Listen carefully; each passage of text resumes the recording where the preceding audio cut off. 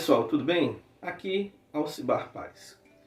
Hoje eu vou falar sobre uma questão que deixa muita gente confusa e que muita gente não entende e que vivem me perguntando. Inclusive me perguntaram recentemente, lá no nosso grupo do WhatsApp, que é acerca da relação entre determinismo e livre-arbítrio. Afinal, Alcibar, existe livre-arbítrio ou tudo é predeterminado? E é sobre isso que nós vamos falar hoje aqui no nosso vídeo. Seja muito bem-vindo ao canal Despertares com Alcibar.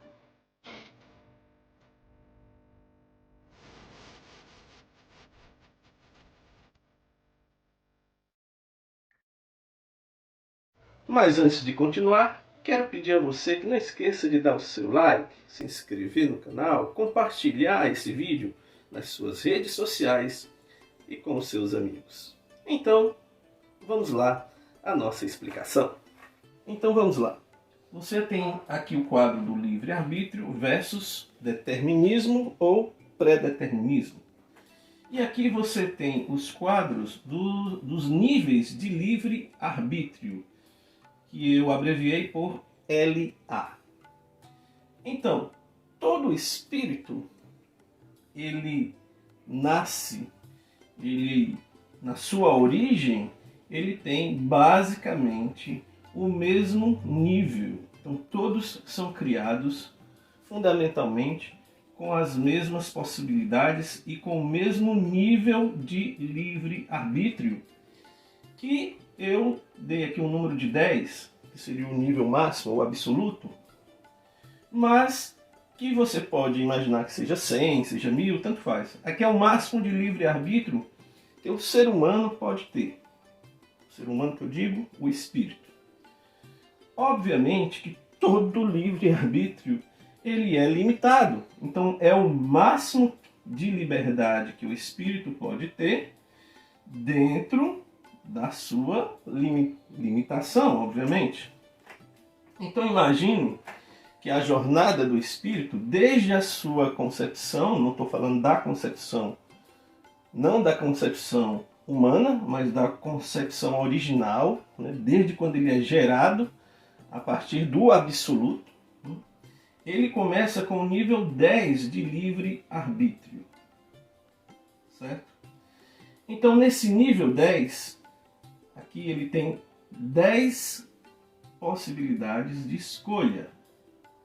10 caminhos que ele poderia escolher. Vamos dizer assim. Tem 10 possibilidades. Poderia ir para cá, poderia ir para cá e assim por diante. Esse mais escuro significa mais densidade.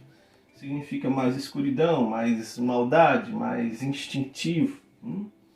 E esses caminhos mais claros significam mais luz, mais inteligência, mais sabedoria, mais elevação espiritual. Então, quanto mais escuro, maior a densidade. Quanto mais claro, maior a conexão com a fonte ou com o absoluto. Então, o espírito começa aqui sua jornada. Ele tem 1001 situações que ele vai sempre escolher. Esse ou aquele caminho, esse ou aquele caminho. Vamos dizer que em sua jornada ele cometa algo grave. Ele tinha a chance de escolher, mas escolheu cometer algo grave. Aqui seria algo grave que ele cometeu, a partir de suas próprias escolhas. Bom, isso aqui, ele nasceu com nível 10, mas quando o espírito morre aqui, desencarna aqui, que vai se reencarnar, ele já não nasce mais com o nível 10. Porque esse ato que ele cometeu aqui, gravíssimo ou grave, já vai predeterminar a sua mente na próxima encarnação. Então ele já não vai nascer com todos esses caminhos, com todas essas possibilidades. Ele vai nascer com possibilidades limitadas. E isso é pré-determinado pelo que os hindus chamam de sanskaras, que são as impressões, as tendências que ficam no cérebro. Então, esse mesmo espírito, quando ele renasce, ele vai ter, como vai continuar tendo, o seu livre-arbítrio, só que agora no nível 4. Ou seja, mais limitado ainda. Isso não quer dizer que ele não vai ter chance de escolher. Continua tendo as oportunidades de escolha.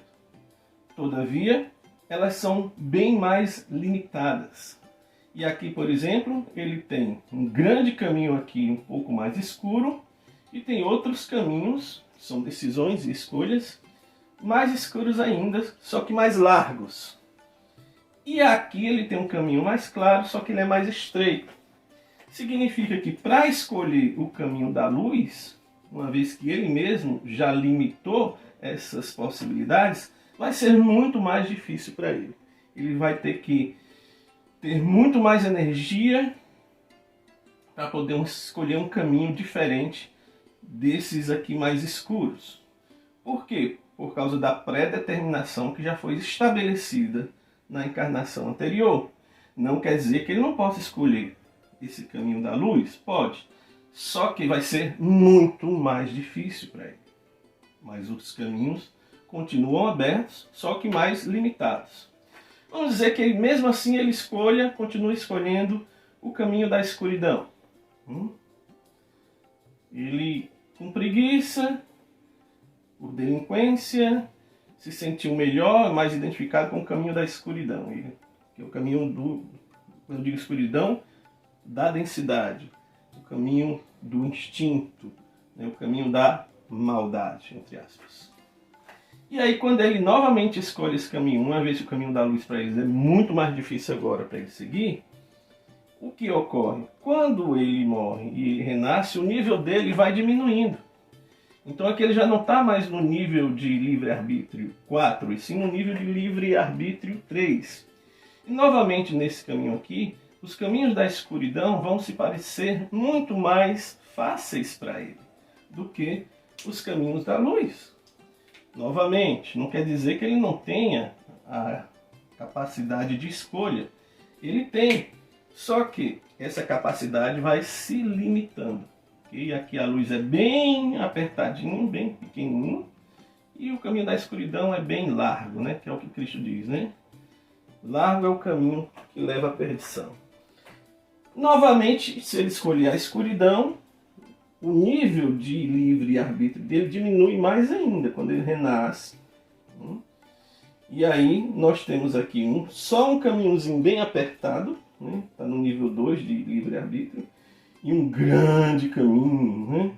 Aqui aberto, mais largo para ele, só que novamente são caminhos de escuridão que ele pode escolher.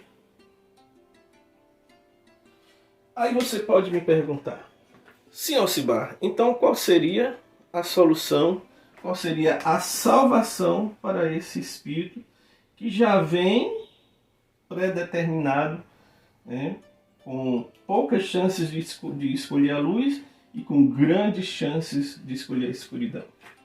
Tem que lembrar uma coisa: quem criou essa situação foi o próprio espírito. Foi ele próprio. Então tudo isso são consequências kármicas que ele próprio criou. Mas existe sim uma saída, e é isso que eu vou mostrar no próximo quadro. Bom, eu sei que muita gente vai me perguntar: então, Alcibar, essa pessoa que está sempre retornando e vivendo, escolhendo a escuridão devido às suas tendências kármicas ou aos seus condicionamentos que foram estabelecidos no passado, existe alguma salvação para essa pessoa? Existe. Essa é a questão. E esse é o papel das religiões.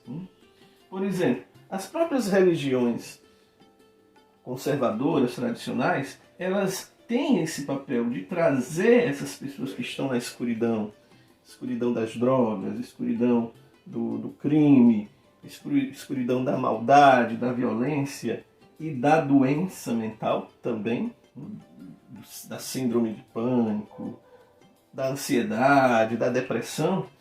Elas têm, as religiões tradicionais, elas têm essa função.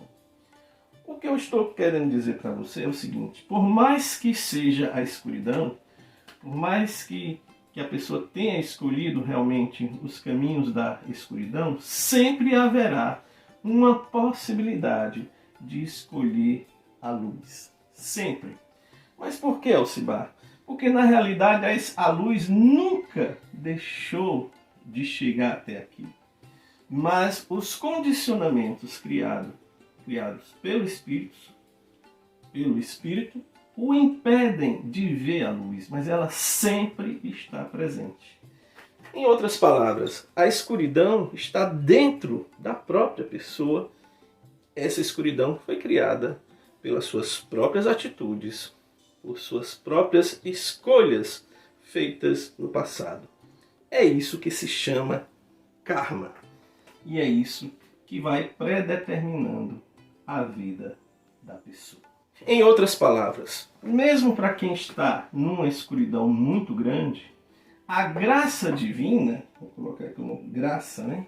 A graça divina sempre está disposta. A graça divina sempre está presente para salvar aquela pessoa de sua própria escuridão, da escuridão da ignorância, da escuridão da maldade, da escuridão da ilusão. Então, a graça ela estará sempre presente, mesmo que a pessoa não veja. Só que para ser merecedor dessa graça, a pessoa tem que procurar, a pessoa tem que ir atrás da luz. Se ela não for atrás da luz, se ela não for atrás da graça, da ajuda divina, a ajuda divina não conseguirá chegar até ela. Então, pessoal, para ficar mais claro ainda, eu fiz aqui um resumo, que é o seguinte: o livre-arbítrio existe, mas ele é pré-determinado pelo karma. E aí nós entramos numa outra concepção, um outro conceito, que é a relação entre karma, dharma e livre-arbítrio, que é o que eu vou explicar agora. E assim chegamos à conclusão final, que eu vou apresentar neste quadro aqui. É a relação entre dharma, ou seja, a conexão com a fonte, com a luz, com o absoluto, karma e livre-arbítrio. Então, quanto maior for o dharma, ou seja, quanto maior for a conexão com a fonte, com a luz, com o absoluto, menor será o karma, obviamente, e maior será o livre-arbítrio. E já ao contrário, a situação contrária, quanto menor for o dharma, ou seja, a conexão com a luz, com a fonte, com o absoluto, maior será, consequentemente, o karma e menor será o livre-arbítrio. Ou seja, karma e dharma são inversamente proporcionais. Quanto maior for este, menor será este. E quanto maior for este, menor será este. E isso terá implicação direta no livre-arbítrio. É isso, pessoal. Espero que tenham gostado. Não esqueçam de dar o seu like, se inscrever no canal. Fiquem na paz e até o nosso próximo vídeo. Um abraço. Tchau.